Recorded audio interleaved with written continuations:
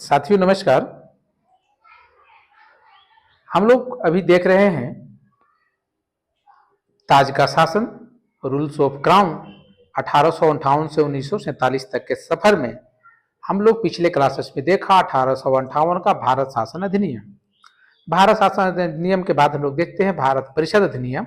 अब भारत परिषद अधिनियम को हम लोग 1861, 1892 और 1919 के संदर्भ में अध्ययन करेंगे। तो जैसा कि आप जानते हैं कि 1857 की जो महान क्रांति हुई थी उसे कोई भी व्यक्ति ये छूता नहीं है। उसी में एक विद्रोह का एक पक्ष था, सैनिक विद्रोह, उसको भी हम लोगों ने देखा, जिससे 1857 की क्रांति को बहुत बल मिला। और 1857 की क्रांति जो British India east India company के अगेंस्ट में यह आंदोलन हुआ था, इसे एक सकारात्मक प्रभाव पड़ा कि ईस्ट इंडिया कंपनी की शासन समाप्त हो गई और ताज ने शासन संभाला 1958 में। जब ताज ने 1958 में शासन संभाला और भारत में शासन ताज का जब चलने लगा तो इसके सहयोग के लिए कुछ नीतियां बनाई गई जो परिषद के नाम से जानी गई, जिसे भारत परिषद अधिनियम हम लोग बोलते हैं। तो 1861, 1992 और 1909 में तीन नए अधिनियम पारित किए गए। 1861 का भारत परिषद अधिनियम भारतीय संवैधानिक और राजनीतिक इतिहास में एक प्रमुख अधिनियम माना जाता है। तो हम लोग आज देख रहे हैं 1861 का भारत परिषद अधिनियम। अगर हम लोग इसकी विशेषताओं की बात करें तो इसके द्वारा कानून बनाने की प्रक्रिया में भारतीय प्रतिनिधियों को शामिल करने की शुरुआत हुई। कानून बनाने की प्रक्रिया में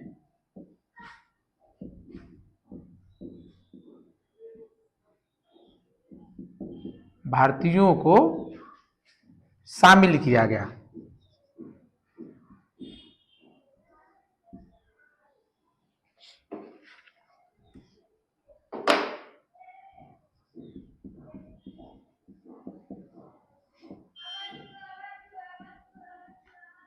ये बातें निकल करके आई कि जो भारत में जो अब शासन होंगे उसमें भारतीय भी अपना पक्ष रखेंगे। इस प्रकार वायसराय कुछ भारतीयों को विस्तारित परिषद में गैर सरकारी सदस्यों के रूप में नामांकित कर दिया कि ये सरकारी सदस्य नहीं होंगे, ये गैर सरकारी सदस्य होंगे।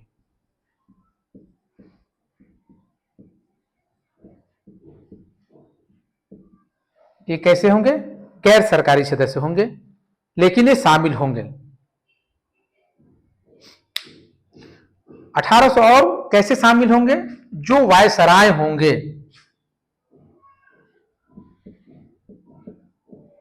वायसराय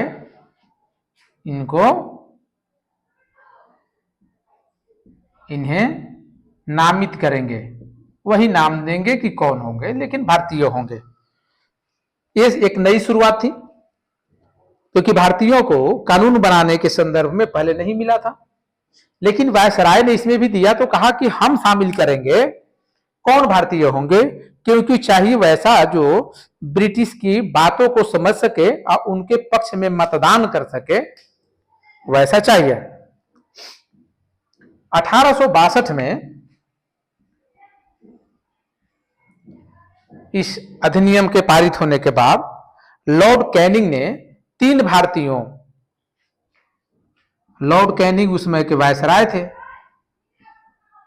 आप कह सकते हैं कि लॉर्ड कैनिंग ब्रिटिश ताज के तहत जब भारतीय गवर्नर जनरल को जब वायसराय की उपाधि मिली तो प्रथम वायसराय लॉर्ड कैनिंग ही थे, जो 1958 से अभी तक थे। तो लॉर्ड कैनिंग ने तीन भारतीयों, कौन कौन? बनारस के राजा, पाटियाला के महाराजा अवसर दिनकर राव को विधान परिषद में मनोनीत किया। बनारस के राजा, पाटियाला के महाराजा,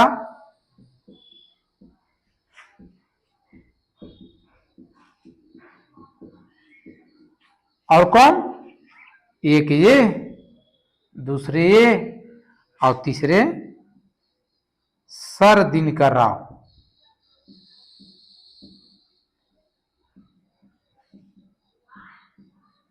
को उसमें मनोनीत किया, क्योंकि मनोनीत ही करना था और वो पावर जो है वायसराय के पास ही थी, वो जिसको चाहते मनोनीत कर सकते थे। लेकिन ऐसे को शामिल करना था जो ब्रिटिश कानून को ठीक से समझ सकता है, उनकी बातों को विरोध कम ना करे, बातों को समझे। और दूसरी बात ये थी कि यदि पावरफुल लोग होंगे तो पब्लिक को समझाने में, मूवमेंट को नियंत्रण करने में मदद मिलेगी, इसलिए वैसे वैसे लोगों को शामिल किया गया था। ये विधान परिषद के मनोनीत सदस्य बने। ये तीनों क्या थे? विधान परिषद के मनोनीत सदस्य। ये बातें आई।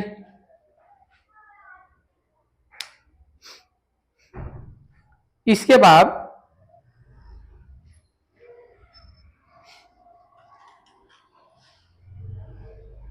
जो कुछ राज्य थे,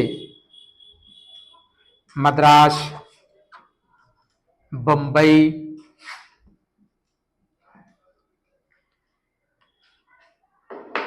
यहां के जो प्रेसिडेंसी को विधायी शक्ति पुनः दे दी गई और विकेंद्रीकरण की शुरुआत की गई। कहां कहां? मद्रास और बंबई के पास जो प्रेसिडेंसी पावर थी,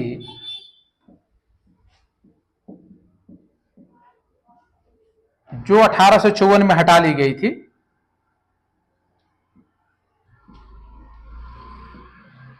इन्हें वापस दे दी गई वहां के गवर्नर को।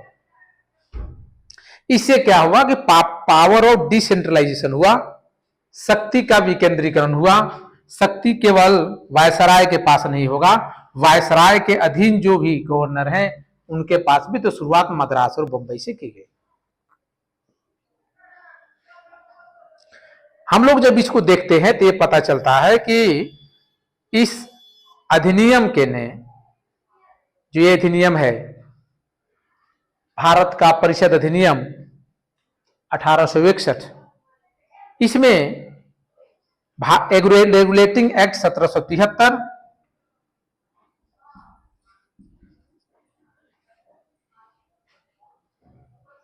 द्वारा शुरू की जो केंद्रीकरण की जो पहल थी उसे समाप्त किया गया कि पावर जो है पूरे के पूरे दे दी गई थी बंबई और मद्रास के जो जर्नल थे, गवर्नर थे, इनके पावर सब दे दिया गया था बंगाल के गवर्नर जनरल को 1773 में। ये दोनों के गवर्नर अधीन हो गए थे बंगाल के गवर्नर के। तो ये समाप्त हो गया, वही वापस मिल गया पावर। 1833 के चार्टर अधिनियम के साथ ही अपने चरम पर पहुंच गया। इस विधायी विकास की नीति के कारण 1937 तक प्रांतों को पूर्ण व आंतरिक स्वतंत्रता हासिल हो गई, स्वायत्तता हासिल हो गई कि प्रांत अपने हिसाब से कार्य को कर सकते हैं। तीसरा,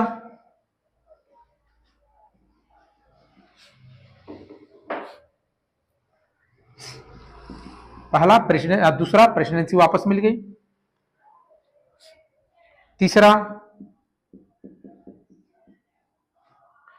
तीसरा में बंगाल, उत्तर पश्चिमी सीमांत और पंजाब में,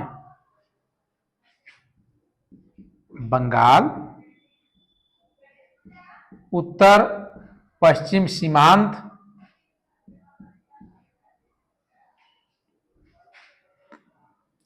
और पंजाब में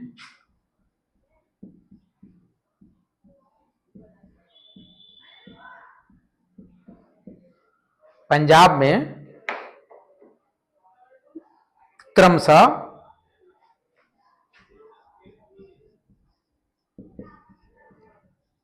1862,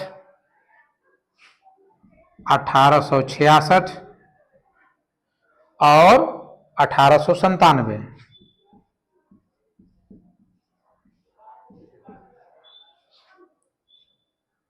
इसमें विधान परिषदों का गठन किया गया है।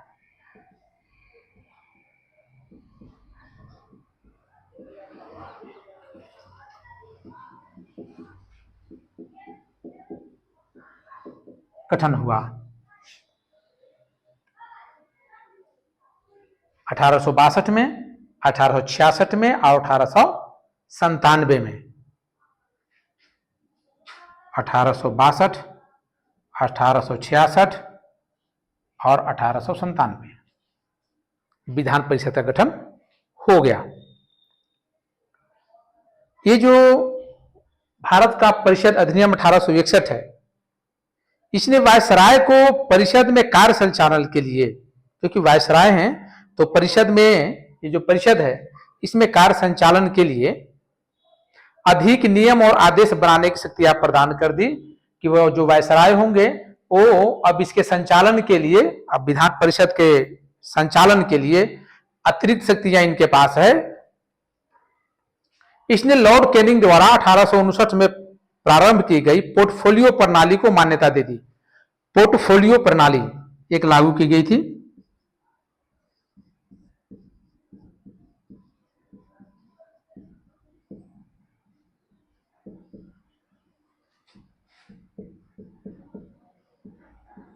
पोर्टफोलियो प्रणाली जो लॉर्ड कैनिंग ने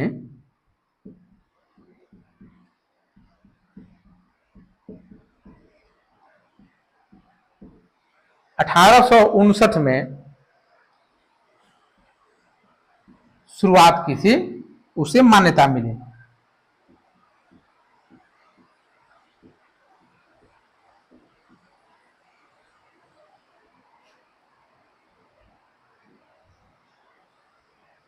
उसे मान्यता मिली जो लॉर्ड कैनिंग ने शुरुआत किया था 1859 में। इसके अंतर्गत वायसराय की परिषद का एक सदस्य, इसके तहत क्या हुआ कि वायसराय की परिषद का, यानी वायसराय की जो परिषद थी का एक सदस्य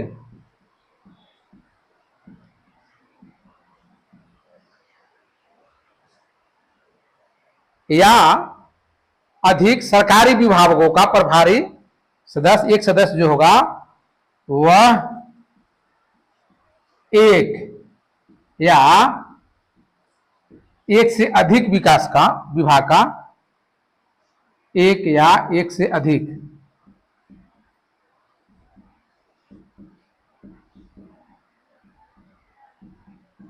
विभाग का प्रभारी बनाया जाएगा।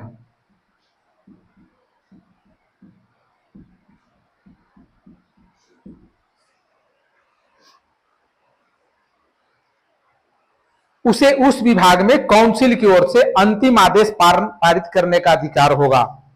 इसके पास जो है, जो एक सदस्य जो बनाया जाएगा, उसके पास विभाग में जिस विभाग का अध्यक्ष बनाया गया है,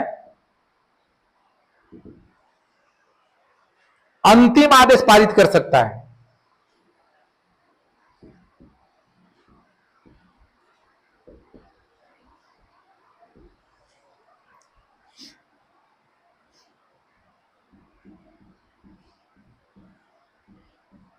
पारित करने का अधिकार मिल गया। जैसे आज के संदर्भ में हमारे यहां मिनिस्टर होते हैं,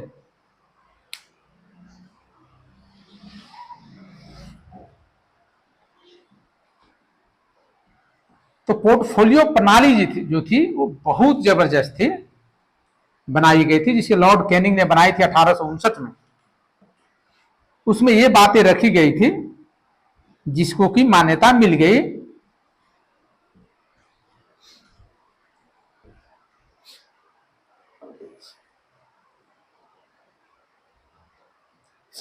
पांचवा क्या हुआ? पांचवा हुआ भारत का परिषद अधिनियम की विशेषताएं। पांचवा यह है कि वायसराय को आपातकाल में बिना काउंसिल की संस्तुति के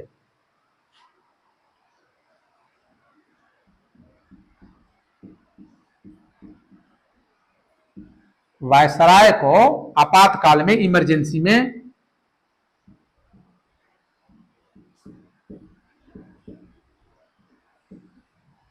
बिना परिषद के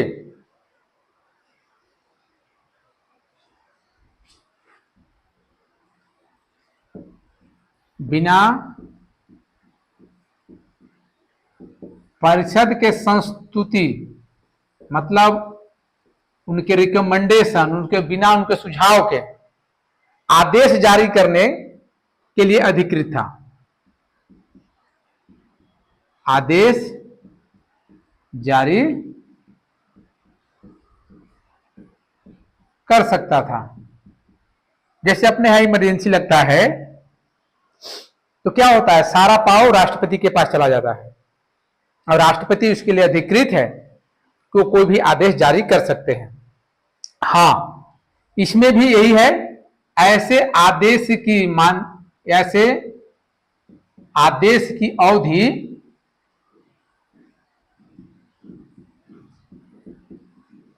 6 माह होगी।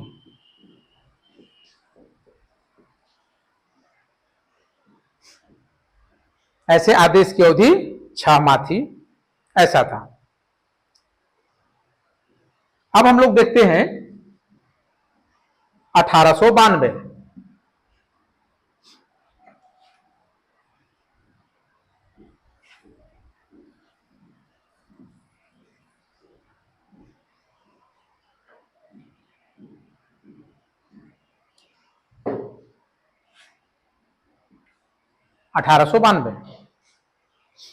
इसी क्या विशेषताएं हैं, क्योंकि मैं कहा था कि इसको हम लोग एक क्लास में कंटिन्यू देखेंगे।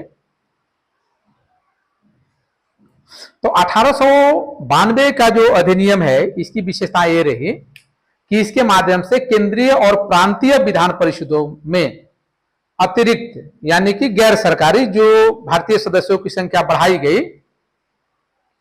उसको फिर से बढ़ाई गई। हालांकि बहुमत सरकारी सदस्यों का ही रहता था, उसमें जो अतिरिक्त सदस्य डाले जाते थे इधर से, वो कभी भी बहुमत के संख्या से नहीं डाले जा सकते कि एकवट होकर के कोई भी निर्णय न ले सके।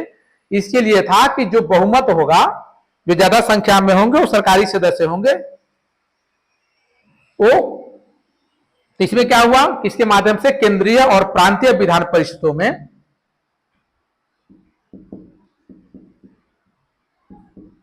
केंद्रीय व प्रादेशिक या प्रादेशीय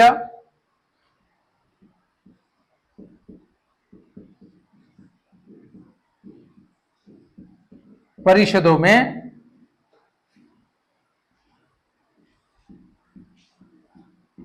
अतिरिक्त, जिसको गैर सरकारी कहा जाता था, सदस्यों की संख्या बढ़ाई गई।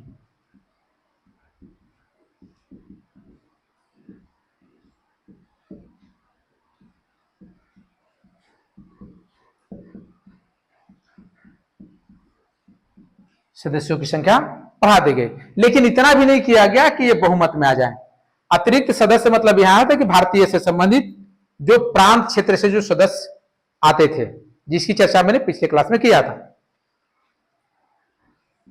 दूसरा क्या है, उन्हें विधान परिषद कार्यों में वृद्धि कर उन्हें बजट पर बहस करने और कार्यपालिका के प्रश्नों का उत्तर देने के लिए अधिकृत किया। कि जो विधान परिषद जो विधान परिषद के जो गैर सरकारी सदस्य जो बढ़ाए गए हैं, इसके अलावा जो सरकारी सदस्य हैं, तो 1892 एक्ट के तहत कहा गया कि विधान परिषदों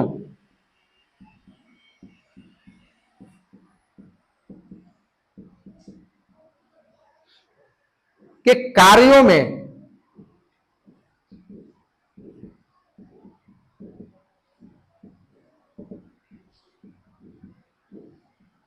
वृद्धि की गई, इनके कार्य बढ़ गए विधान परिषदों के। इन्हें बजट पर बहस करने, बजट क्या होना चाहिए,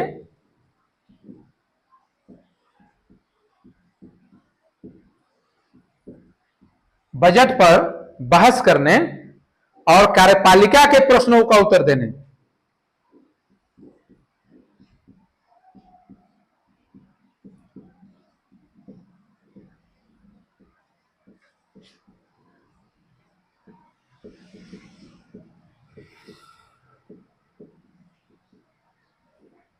उत्तर देने के लिए अधिकृत कर दिया गया कि विधान परिषद के सदस्य बजट पर बहस कर सकते हैं और कार्यपालिका प्रश्न करती है तो उसके उत्तर दे सकते हैं।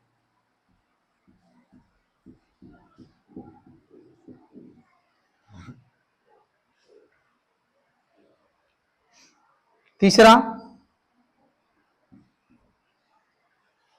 इसमें केंद्रीय विधान परिषद और बंगाल जैसे चेंबर ऑफ कॉमर्स में, इसमें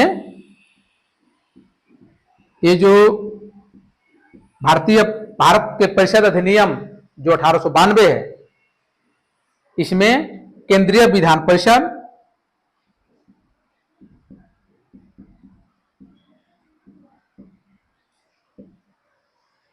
और बंगाल चेंबर ऑफ कॉमर्स,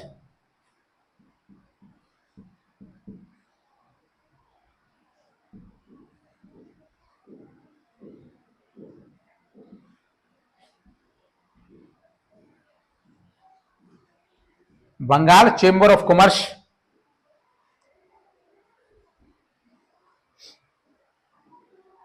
इसमें गैर सरकारी सदस्यों के नामांकन के लिए वायसराय की शक्ति का प्रावधान कर दिया गया।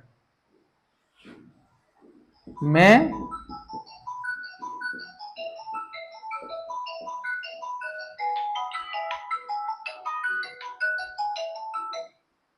गैर सरकारी सदस्य जो थे,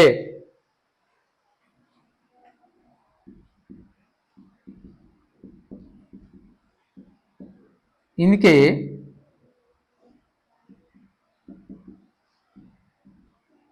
नामांकन के लिए वायसराय के पास शक्ति थी, वायसराय के पास शक्ति थी।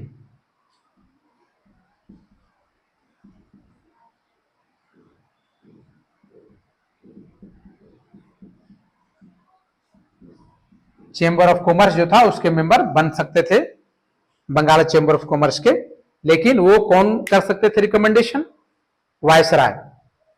इसके अलावा प्रांतीय विधान परिषदों में गवर्नर को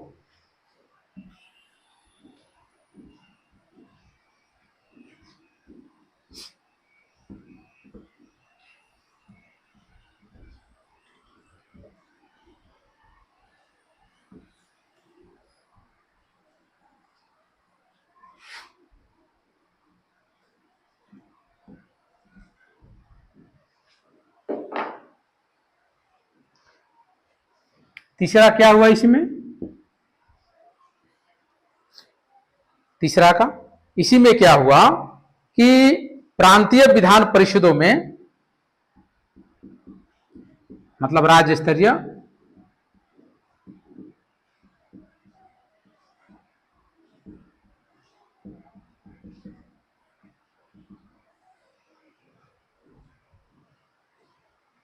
गवर्नर को, जो गवर्नर थे,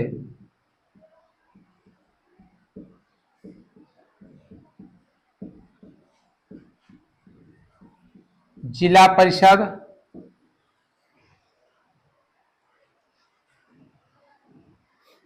नगरपालिका,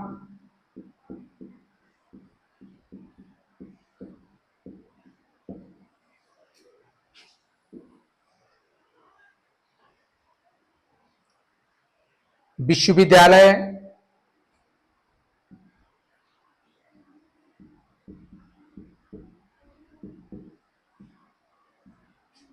व्यापार मंच,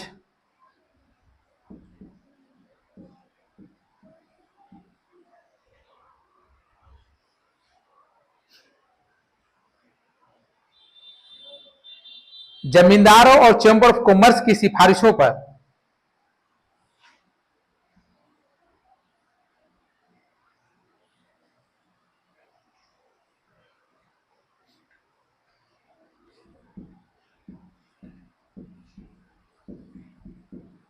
जमींदारों एवं चैम्बर ऑफ कॉमर्स सीओसी के सिफारिश पर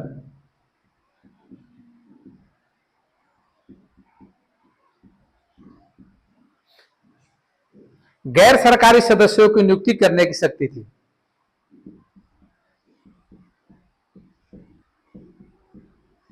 गैर सरकारी सदस्यों की नियुक्ति की जा सकती थी।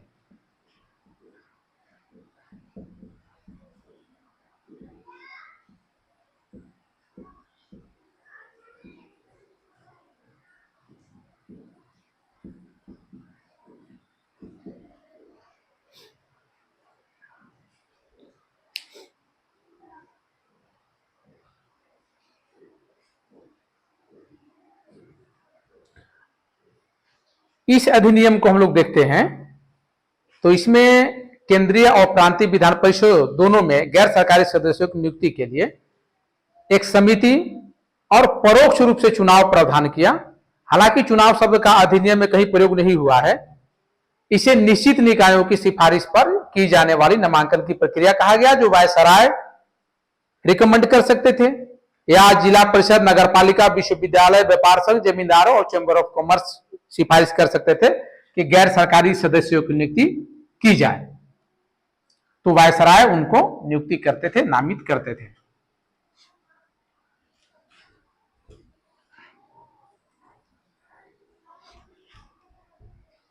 इसके बाद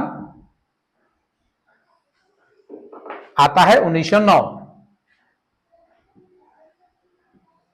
भारत का परिषद अधिनियम। इसी को मार्ले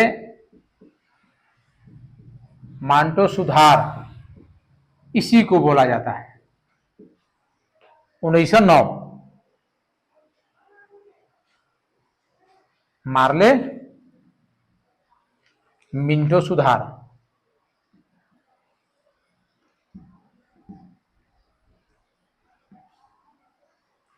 इसी को बोला जाता है। उस समय लॉर्ड मार्ले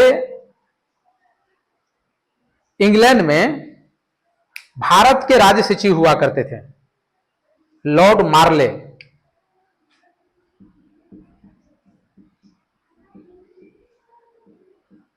लॉर्ड मार्ले थे, वो क्या थे? भारत के राज्य सचिव। और राज्य सचिव जो होता था वो कौन होता था? कैबिनेट का, ब्रिटिश कैबिनेट का मेंबर होता था। मैंने आपको पिछले क्लास में बताया था कि राज्य के जो, भारत के जो राज्य सचिव होंगे वो ब्रिटिश कैबिनेट के मेंबर होंगे और वह ब्रिटिश संसद के प्रति उत्तरदायी होंगे। तो अगर हम लोग इसके बारे में देखते हैं तो हमें क्या निकल करके आता है वो हम लोग देखते हैं। इसमें जो निकल के आता है वो पहला ये कि मार्ले मांटो सुधार में पहला, केंद्रीय और प्रांतीय विधान परिषदों के आकार में काफी वृद्धि की। जो केंद्रीय या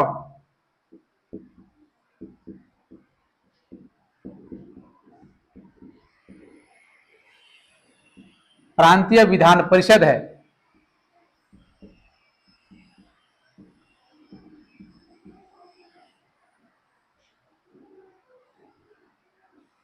इसका आकार में वृद्धि की गई।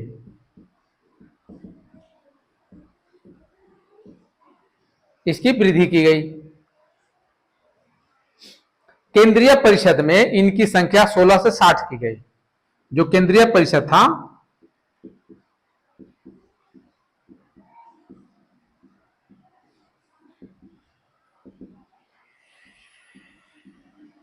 परिषदों की संख्या 16 थी, जिसे बढ़ा करके 60 कर दिया गया। प्रांतीय विधान परिषद में भी संख्या एक समान नहीं थी, उसमें भी वृद्धि की गई। दूसरा, केंद्रीय परिषद में सरकारी बहुमत को बनाए रखा। पहले भी था कि सरकारी गैर सरकारी, सरकारी वो होते थे जो ब्रिटिश के अधीन सदस्य होते थे, अब ये वो होते थे जो भारतीय पक्ष के होते थे, प्रांतीय सदस्य, उनको गैर सरकारी बोला जाता था। तो ऐसा किया गया कि सरकारी बहुमत को बनाए रखने के लिए प्रांतीय सदस्यों और गैर सरकारी सदस्यों को बहुमत की अनुमति थी कि यदि प्रांतीय सदस्य या गैर सरकारी सदस्य चाहेंगे तो सरकारी जो बहुमत है वो परिषद में लाया जा सकता है।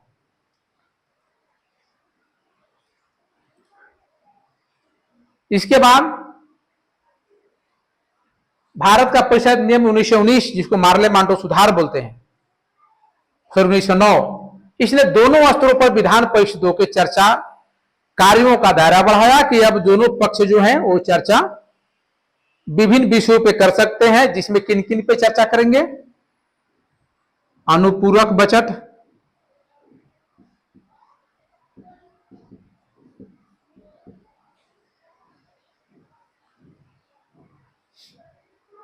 इत्यादि पर कर सकते हैं।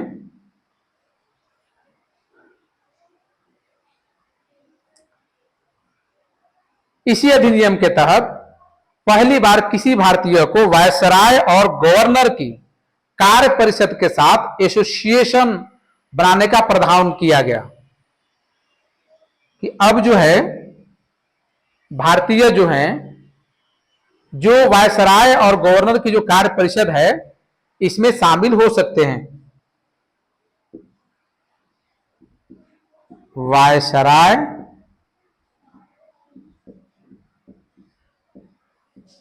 या गवर्नर के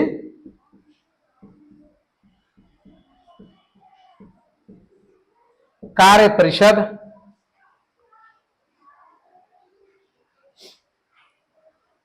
के में शामिल हो सकते हैं, कि बनाने में शामिल हो सकते हैं।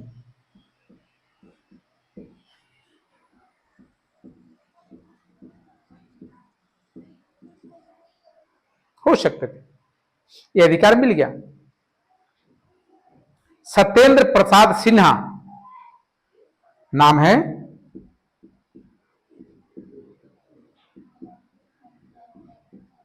सत्येंद्र प्रसाद सिन्हा वायसराय की कार्यपालिका परिषद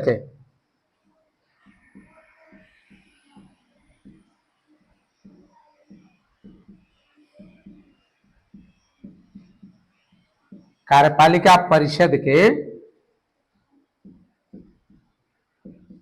प्रथम सदस्य बने।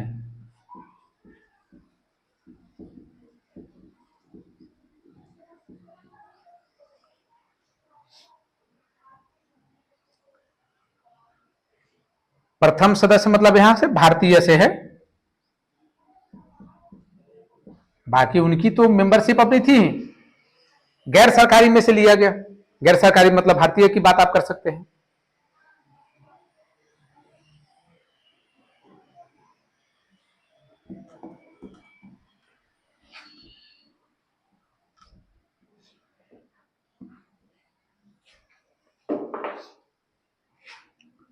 पांचवा और आखिरी, पांचवा, इस अधिनियम के पृथक निर्वाचन के आधार पर, इसी अधिनियम में लाया गया था कि पृथक निर्वाचन के आधार पर मुस्लिमों के लिए सांप्रदायिक प्रतिनिधित्व का प्रावधान किया गया।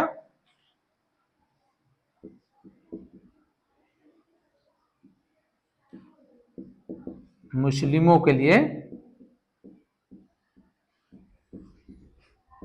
सांप्रदायिक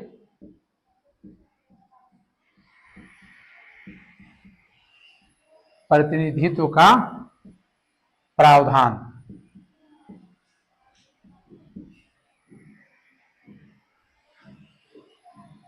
कि मुस्लिम में से जो प्रतिनिधि निकल करके आएंगे वो मुस्लिम के प्रतिनिधि माने जाएंगे। यहीं से गड़बड़ाया था मुस्लिम लीग के संदर्भ में, और लोगों ने धीरे धीरे अपने स्वतंत्र अलग देश की मांग की सुगबुगाहट यहीं से शुरू हो गई थी, क्योंकि बंटवारा यहीं से शुरू कर दिया था अंग्रेजों ने। इसके अंतर्गत मुस्लिम सदस्यों का चुनाव मुस्लिम मतदाता ही कर सकते थे। इसमें प्रावधान था कि जो मुस्लिम सदस्य हैं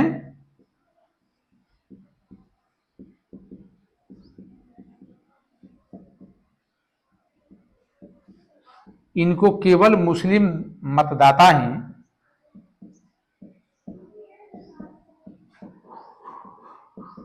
चुनाव करेंगे, मत देंगे।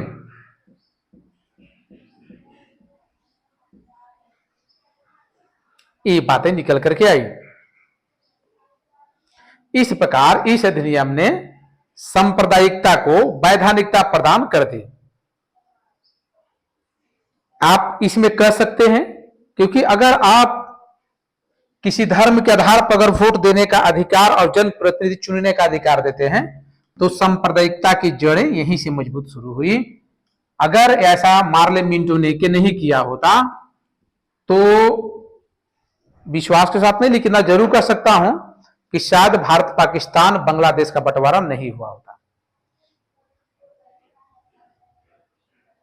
और यहीं से कह सकते हैं आप कि सांप्रदायिक निर्वाचक के जनक मार्ले मिंटो थे।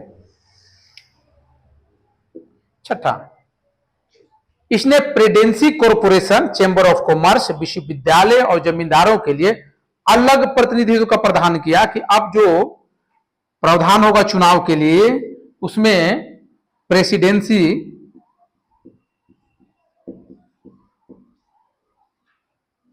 कॉरपोरेशन,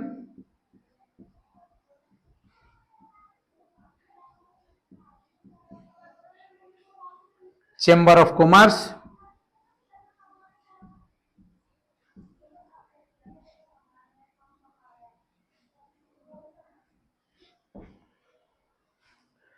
यूनिवर्सिटी यानी कि विश्वविद्यालयों,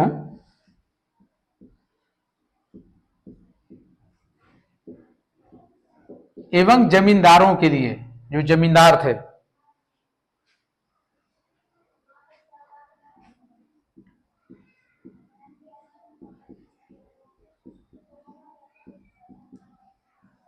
अलग प्रतिनिधित्व कर दिया गया कि अब सबके प्रतिनिधि होंगे।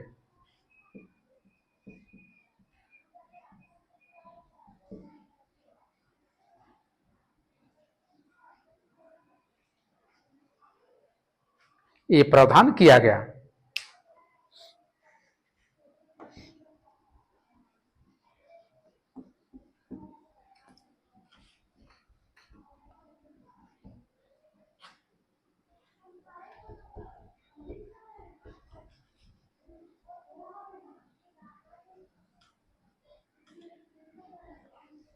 हम लोगों ने देखा